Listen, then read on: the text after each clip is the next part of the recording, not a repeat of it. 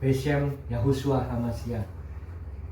Marahi Akoti, Bapak Ibu Saudara, kekasih-kekasih dari Yahweh Elohim, kembali jumpa dengan saya, Johan Subagio. Kita masih mengupas akhir zaman ini, di mana kita disingkapkan benar rahasia dari musuh kita, yakni iblis dan antek-anteknya. Salah satunya yang sering disebut banyak orang sebagai Illuminati. Nah, daripada itu sebelum kita bicara yang terlalu jauh-jauh, kita buka dulu pewahyuan dari Kason ya. Kason pasal 7, Revelation atau Wahyu pasal 7, daripada Rasul Yohanan ayat yang pertama hingga ayat yang ke-8. Saya bacakan ya bagi Bapak Ibu Saudara sekalian.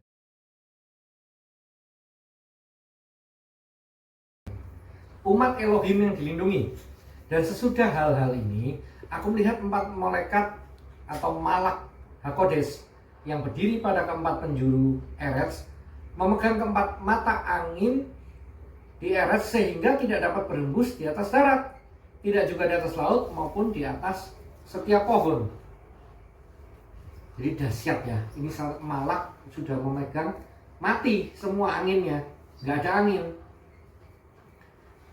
Dan aku melihat malak yang lain muncul dari arah terbitnya matahari dengan memegang materai Elohim yang hidup.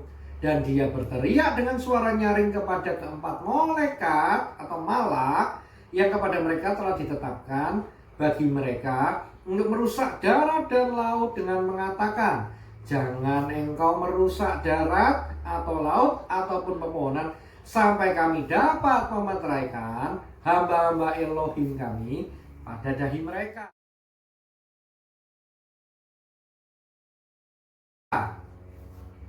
Jadi akan tiba masanya bahwa golongan daripada antikris ini, daripada Sotan Hamashiach ini dimurkai oleh Yahweh Elohim. Tetapi yang luar biasa, Yahweh sudah menetapkan orang-orang pilihan ini selamat daripada murka itu. Apa yang dimeteraikan itu? Tanda tau di dahi. Tau itu bicara apa? Bicara salib, bicara kasih karunia, kita ditebus. Kita ini manusia sudah berdosa, sudah kotor, sudah nggak layak. Kita dipanggil, dipilih menjadi apa? Menjadi Malek Kohenim, imamat yang rajani, dikuduskan, ditahorkannya. Nah, orang pilihan ini yang tidak terhilang, yang apa? Yang ada tanda tahu. Loh, yang tahu tandanya siapa Pak? Yang tahu ya Yahweh Elohim sendiri. Dan hati nurani kita nggak bisa bohong, nggak bisa direkayasa, nggak bisa disogok juga untuk masuk yang dimeteraikan ini. Nah, selanjutnya mulai dari ayat yang keempat. Dan aku mendengar jumlah mereka yang telah dimeteraikan 144.000 orang dimeteraikan dari setiap suku anak cucu Israel. Dari Yuda 12.000 orang dimeteraikan. Dari Ruben 12.000 orang dimeteraikan. Dari Gad 12.000 orang dimeteraikan.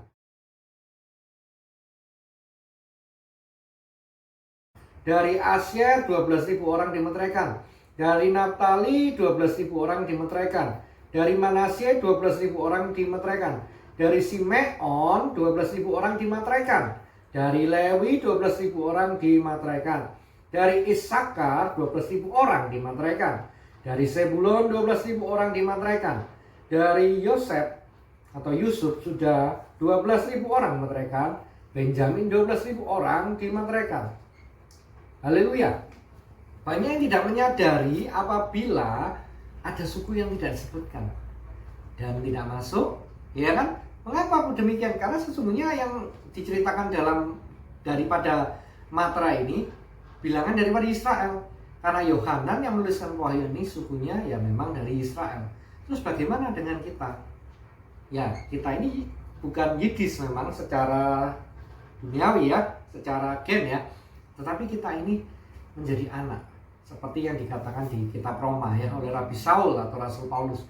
Kita ini adalah dahan yang dicangkokkan kepada sang pokok anggur sehingga kita ini menjadi keluarga. Maka artinya apa?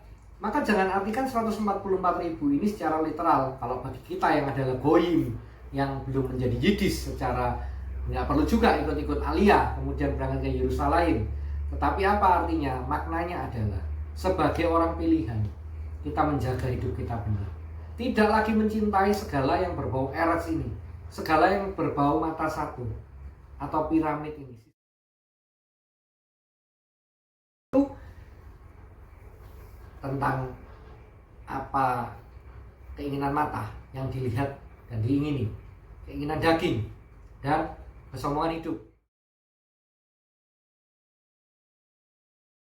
Nah, ini kan dikejar oleh semua orang.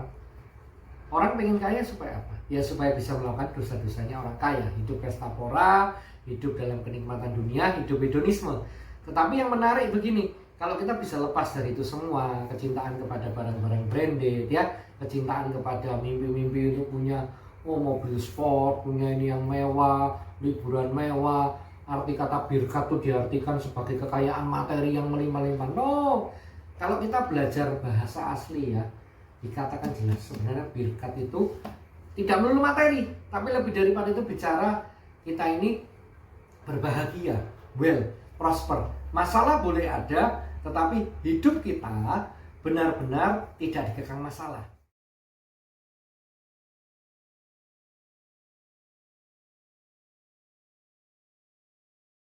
Tetap sukacita, tetap penuh shalom, dan jadi berkat bagi yang lain.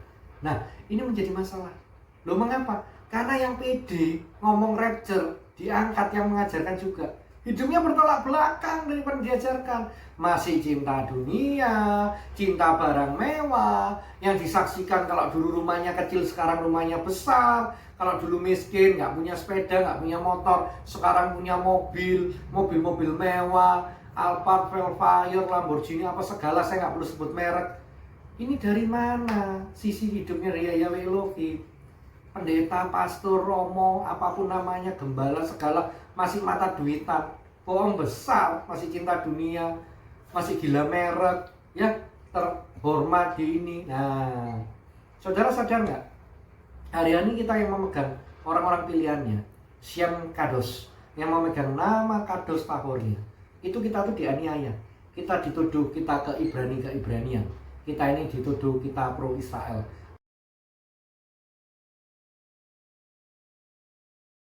Padahal mereka lupa Israel memang biji matanya Yahweh Elohim yang dipilih dan diselamatkan.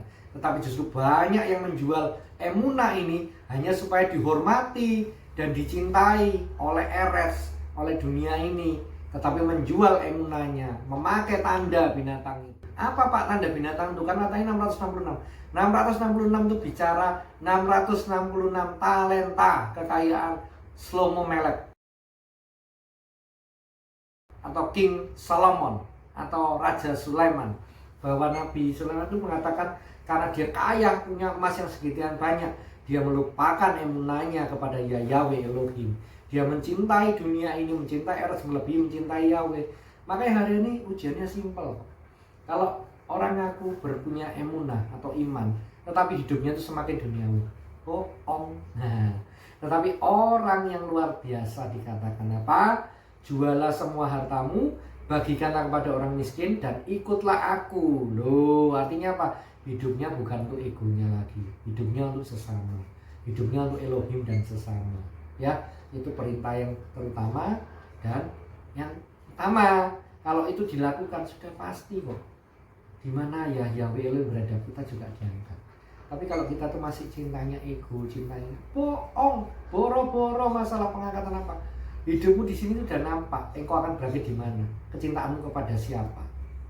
Jadi sekali lagi, Mar Ahiapoti, Bapak Ibu Saudaraku, di akhir zaman ini yang kita bisa diliputkan daripada Sotena Masia atau Antikris adalah kita yang consecrated, kita yang Kohenim Melek, imamat yang rajani, yang dipisahkan dari gelap kepada terang, nggak ikut-ikut cara dunia. Nggak ada itu alasannya, oh supaya relevan, supaya kita mengikut perkembangan. Nggak ada itu, kebenaran itu aletheia itu kekal selamanya, nggak bisa dirubah-rubah.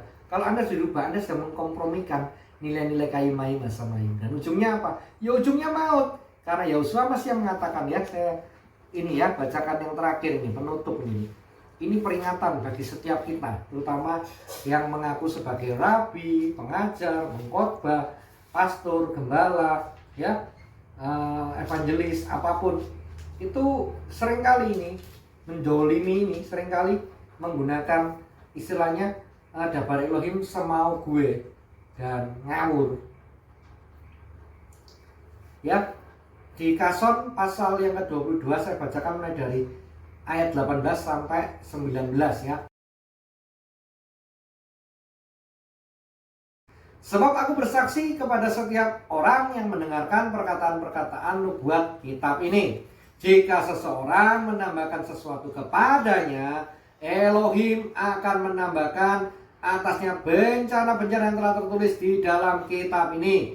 Tetapi jika seorang membuang sesuatu dari perkataan-perkataan kitab nubuat ini, Elohim akan menghapus bagiannya dari kitab kehidupan dan dari kota Kados dan apa yang tertulis di dalam kitab ini. Haleluya. Mar Ahiakoti, tahu nggak? Dulu tuh konsili-konsili sudah hampir membuang kitab Kason ya. Kitab Henok mereka buang. Henok Sefer itu mereka buang. Karena dianggap terlalu Ibrani, terlalu Yiddish ya. Jadi sudah hampir, tetapi luar biasa. Ruah Elohim berkarya ya, Ruah HaKodes. Ini masih masuk di dalam konsili yang kita bisa baca. Tetapi artinya apa? Bahwa gereja sudah tidak murni. Organisasi sudah banyak tidak murni. Sudah disusupi oleh anak-anaknya Illuminati, Freemason, Heidelberg, dan apapun nama dan bentuknya. Sudah penuh kepentingan, kolusi dan nepotisme. Hanya yang dabar yang manis-manis, firman yang bagus-bagus sampaikan. Tetapi yang teguran, yang berisi hokmah, yang berisi nasihat dihapus. Nah ini mulai kurang. Bahkan namanya Syam Kadosnya pun diselewengkan. Ya, nah udah tahu kan siapa? Ya sudah, bertobat. Atau Anda akan membayar dengan darah Anda sendiri. Melewati aniaya zaman yang semakin kejam. Bukan hanya seperti dulu disiksa-siksa, enggak. Halus, saya sudah pernah ngomong kan. Nanti pasang itu ya, microchip dipasang di tengkuk. Kenapa? Ngikuti teknologi. HP-nya bukan lagi di luar, tetapi masuk di dalam.